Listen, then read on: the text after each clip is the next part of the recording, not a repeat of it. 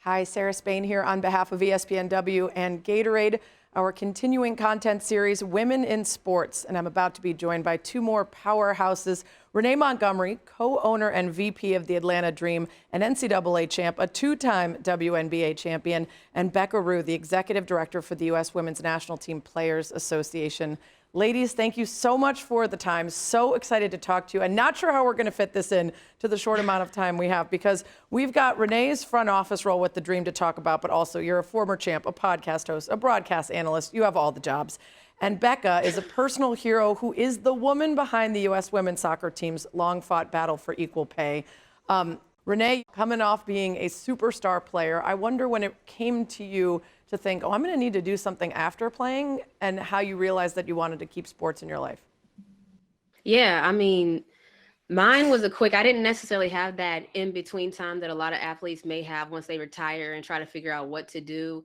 It wasn't always in the plan to become a co-owner vice president. That kind of came along with, everybody knows the story of 2020 and what happened. I opted out.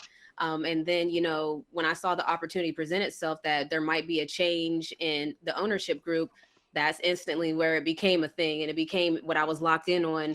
But for me, like staying in sports was always part of the plan, because I was going to be talking about sports if I wasn't playing sports. I was already talking about sports when I was playing sports. So I always wanted to stay around that spirit and that energy of the game. I wonder, now that you're kind of settled in a little bit more with the job, what your favorite part is?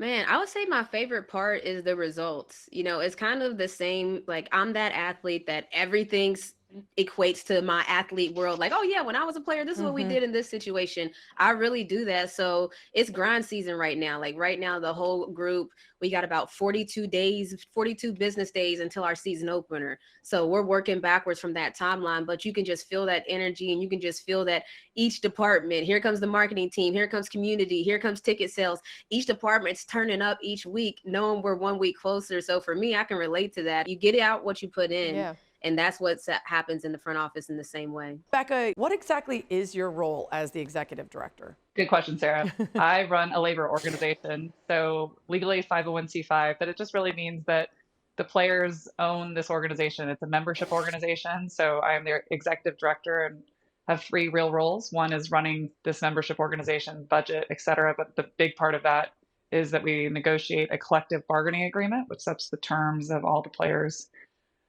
working conditions and salary. And then we have a commercial arm that we do, as well as some social impact. You did crew in college, you worked in the athletic department, and before you ever found your way to soccer, you were working in Dubai. And I want to hear about that and what some of the biggest lessons you learned over there were.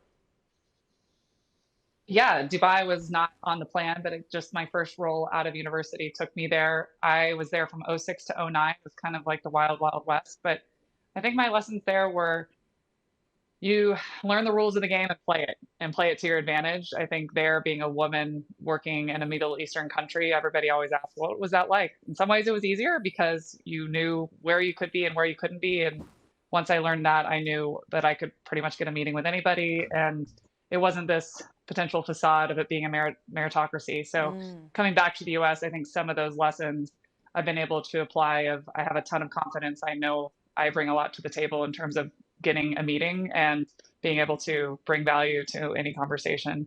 And it was also a lot of fun.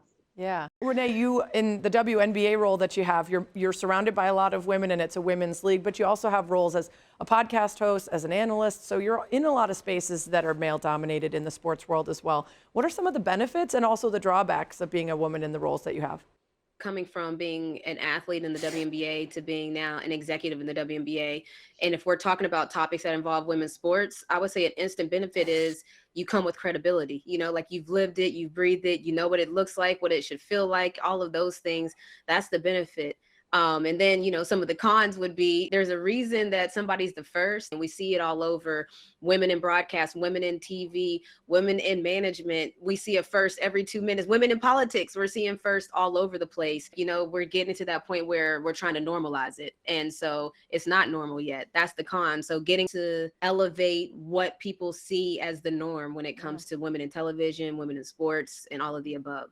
Becca, obviously the equal pay accomplishment was years and years in the making. I imagine that day is one of your favorite on the job In addition to that, or maybe expanding on that, what's one of the best parts of doing your job?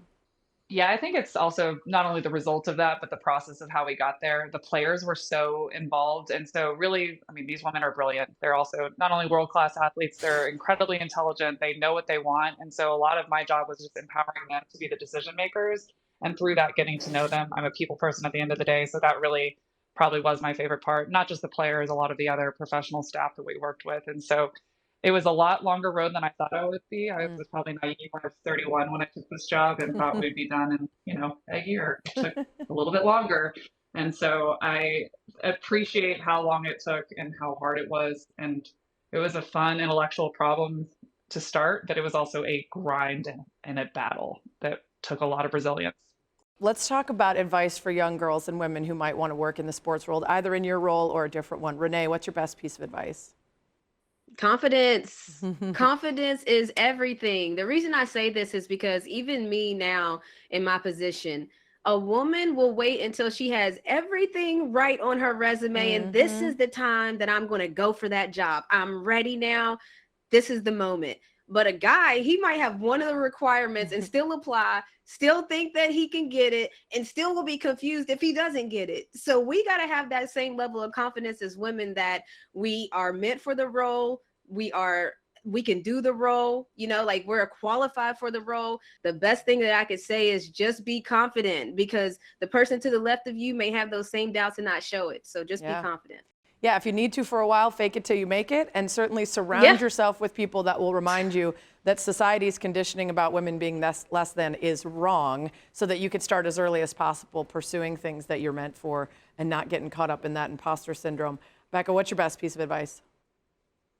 I second everything both you and Renee just said, and I'll just add on to that. If your goal is to work in sports, you don't have to start in sports. All of the skill sets I learned in other roles actually helped really prepare me for this one. And so I think there's a lot of ways you can learn what best practices are, and sports is not always the best one. So have a goal. I'm with Renee. You don't actually need to get all the skill sets. You should feel confident that you can apply for something, but keep at it if that's your goal, and it's okay to work in a different industry in the meantime.